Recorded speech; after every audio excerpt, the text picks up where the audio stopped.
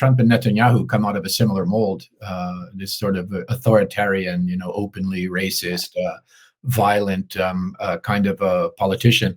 And he, like Netanyahu, confesses his sins out loud. And I think that will be important for cases relating to complicity. But you're right. I think you make an important point, because one of the hallmarks of the Biden administration was what I used to call fig leaf harvesting exercises. So during the entire genocide, he would enthusiastically support it.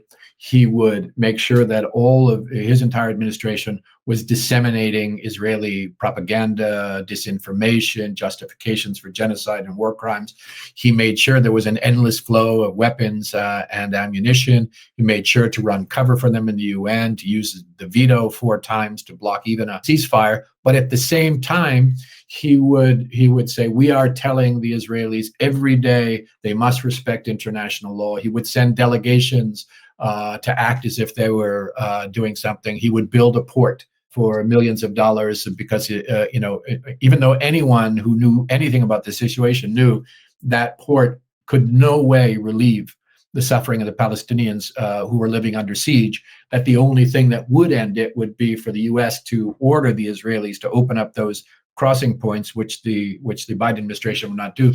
So they would try to create fig leaves for plausible deniability, for accountability for the genocide, even as they were enthusiastic participants in it. Trump doesn't care about fig leaves. He's all in. He's issuing his own declaration. He's going to personally own the Gaza Strip, ethnically cleanse it, and turn it into a big casino for himself. This is not a guy who cares about morality or law or any of those trivial little matters. And that is a difference. He says it right out loud. Right. Masks off. Even the way he uses the word Palestinian, openly uses that as a slur. I mean, he doesn't there's no hiding it. Yep. Usually people have use dog whistles, but he just literally uses Palestinian for bad. Yeah. That was such his last accusation of Schumer as being a Palestinian when he was in the middle of his press conference with the Irish prime minister. I mean, that was, revealing of so many different aspects of what a madman we have in the White House. I mean, first, he openly uses a nationality as an insult, right? So his racism is so blatant that he doesn't even try to hide it, much like the other things that we've been talking about. He is so extreme in his pro-genocide Zionism that he thinks that Chuck Schumer is too moderate. Chuck Schumer, the darling of the Israel lobby, the point person in the Senate for the Israel lobby, ultra Zionist. And then thirdly, I said this online, he said Chuck Schumer used to be a Jew and now he's a Palestinian. So he's so ignorant to the situation, he doesn't realize you could be both a Palestinian and a Jew. Right, of course. Right. But he is just all ignorance and lies and violence and racism.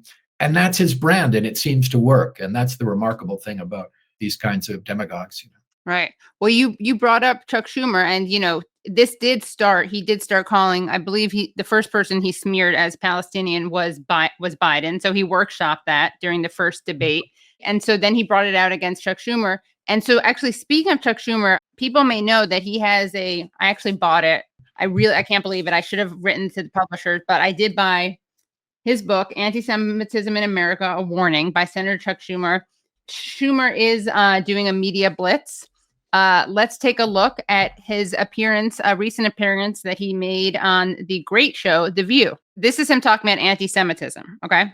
It was really never that bad until 2017. And until October 7th. Last year. Yeah. And all of a sudden, when the Jews were attacked by Hamas initially, and the women raped and the little babies' heads chopped off and all of that brutally. And all of a sudden, anti-Semitism developed. Okay, so a couple things he's saying here. So there was no anti-Semitism until October 7th, which is interesting, because I'm pretty sure he talked about anti-Semitism a lot before then. Also, the rape story, we've talked about this quite a bit.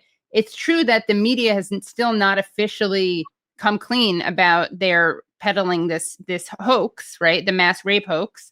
I guess they haven't come clean about the babies, the decapitated babies either. But most people, I think, kind of avoid them because they know there isn't the evidence, but not Chuck. I mean, he's just, yeah. Yeah. I mean, that's absolutely stunning. I mean, he is repeating long debunked genocide propaganda, which was concocted, fabricated by Israel for the explicit purpose of creating space to perpetrate genocide against the Palestinians by spreading these horror stories. And he knows it, and he knows that, Hamas did not attack the Jews on the 7th of October. They attacked Israel. No justification for any war crimes that were perpetrated on that day. But that framing is a distortion, which is meant to try to create a link between what Israel is doing in Palestine on the one hand and anti-Semitism on the other. And I think what it reveals again is Chuck Schumer doesn't give a damn about anti-Semitism, about actual anti-Semitism. Neither does the Trump administration or any of the other people who are using this language in order to advance a political agenda of impunity for the Israeli regime. And the proof of that is the fact that they are allying themselves with the most reactionary, far-right, anti-Semitic forces in the United States and in Europe and elsewhere in the world, because it was never about anti-Semitism. And I will not buy that book. I don't think I'll steal it either. But even without cracking it, I'm sure what you're going to find in there is an attempt to try to use the language of anti-Semitism to justify Israel's crimes against the Palestinian and against its neighbors. So we actually, I'm sorry, you're welcome, or I'm sorry, but we do have a little bit more from Chuck.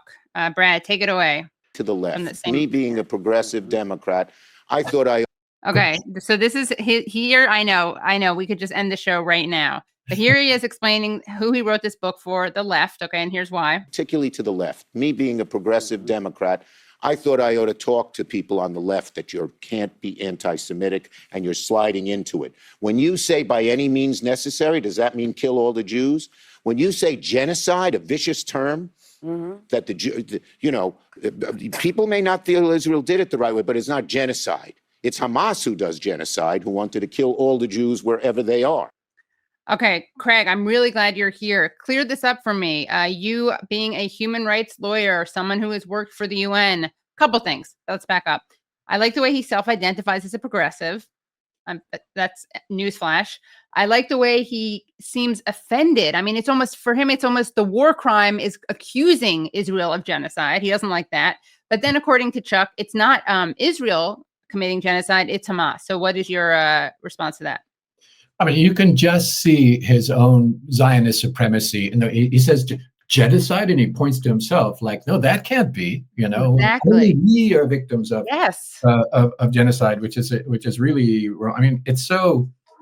It could be a clip from The Onion. It's so extreme. Every line is a lie or a distortion of some kind.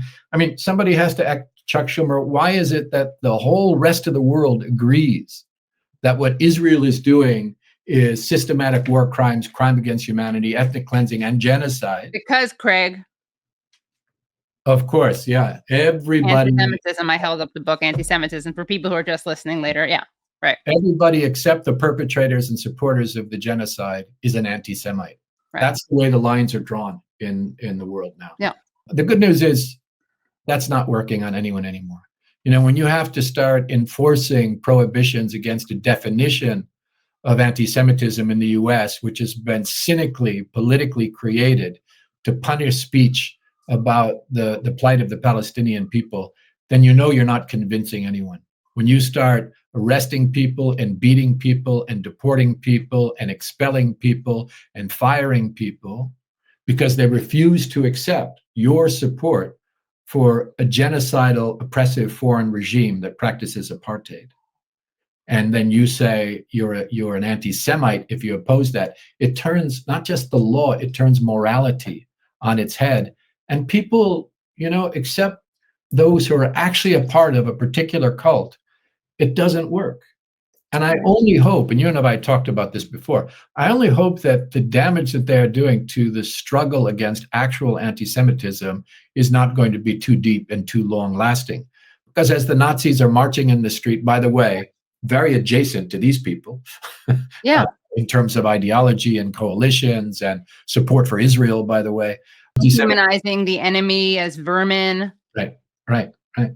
I just hope that they're not that this period in history, this new McCarthyism, doesn't cause so much damage that we suffer a spike in unchecked real anti-Semitism as a result of it. Even as I have to say, I've never seen, even after September 11, a period of such violent Islamophobia, anti-Arab racism, and anti-Palestinian racism in the United States, which is not being expressed by discrimination, but violence perpetrated against people just on the basis of their ethnicity.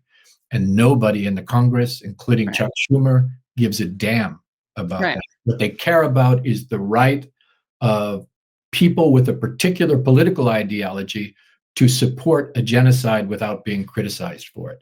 And that, I mean, I think that gives away the game. Yeah, it really was stunning, wasn't it, to watch him get offended by the accusation of genocide? Like, he's more offended by the accusation of genocide than he is by what Israel's doing.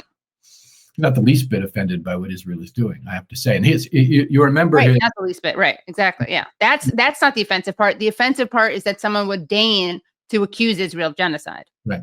That's the war crime.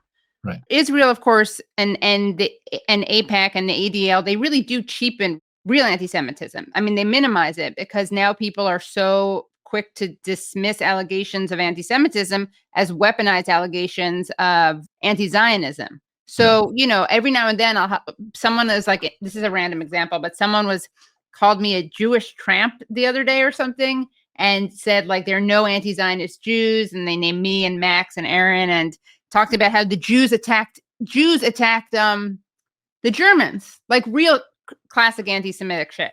And then I said something like, "Oh, okay, he's like, you're an anti-Semitic tramp." I think I said, like, you're an anti-Semite idiot or anti-Semitic idiot or something. And then, of course, he's like, "Oh, of course, the anti-Semite label." Like, even though he is legit an anti-Semite, obviously, right? He's like describing Jews as attacking Germans. But now people are so used to, I almost felt defensive because I was like, no, but you really are an anti-Semite. I swear you really are. I'm not using that as code as anti-Zionism, but that is one of the dangers of what Israel's doing. It's the danger, because if everybody is an anti-Semite, then nobody's an anti-Semite. Yeah, exactly. And this is what they're doing. And the ADL, I mean, what to say about that horrific organization? It went from, 100 years ago, and then for some decades being a kind of organization that was concerned about civil rights and so on.